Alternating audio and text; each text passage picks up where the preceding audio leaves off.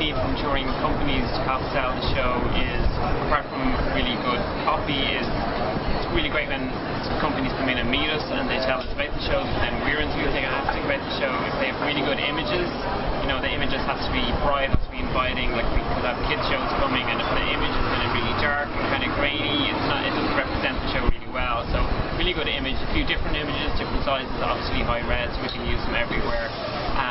YouTube footage is brilliant because nearly all our shows on the website we'll have links to, and a 30-minute video will sell the show more than probably the coffee wheel, so people know about the show.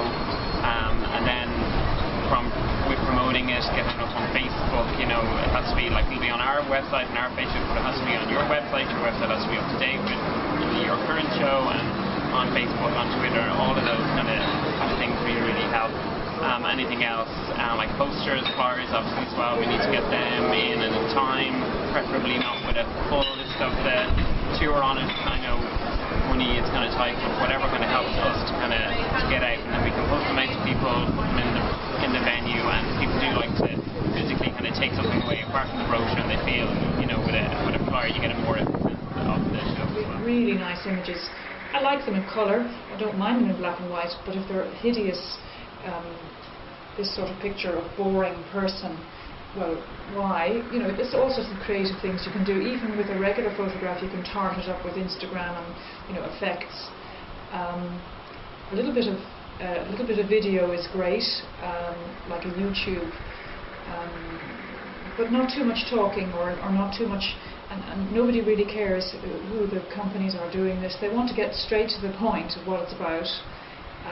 So if you're looking at YouTube, I'm not interested in the fact that it's written by this and produced by that and directed by the other.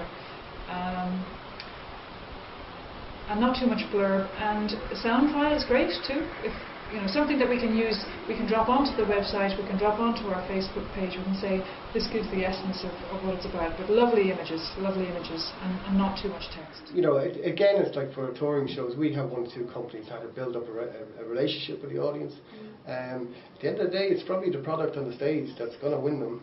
And we, you know, Bruiser is a good example of a theatre company who go out there out of their way to keep their memberships, all the people who come to their shows well informed of what they're doing literally every step of the way, and they've built a core audience of people from the trades point of view, you know.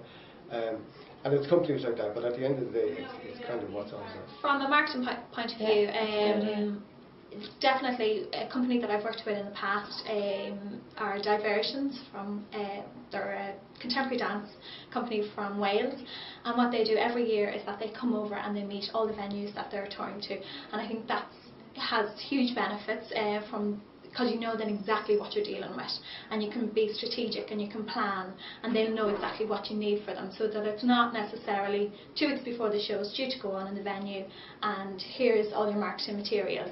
That doesn't work. You need to be definitely need to be strategic and, you know, be direct with them from the start, and you know then what and they have experience in going to other venues, so they know what works, what doesn't work, and they can share that information with you. Start making connections locally. If you know of if your show has a particular theme or if it's a particular audience, start making the connections. Whether that's to youth groups or to retired groups or just any kind of, you know, sports club, whatever kind of links in with the show. Make the connections yourself. We're constantly talking to the same people all the time, and they kind of get a little bit fatigued, just our faces constantly. So if a new face comes along with a new show, it's very exciting, and they think that this is a kind of a nice. Ideally, the full staff get to see the show, so that the box office staff can inform the public about it, and they kind of are more knowledgeable. They are able to kind of talk about the sort of the feeling of the show, as opposed to just, it's this production company and this is the title. And I just kind of can only tell you that much. It really helps for the staff. It really helps for the programmer to have seen the show well in advance as well, because you can feed back into the staff well in advance of the staff seeing a show. So that kind of information well in advance is really important.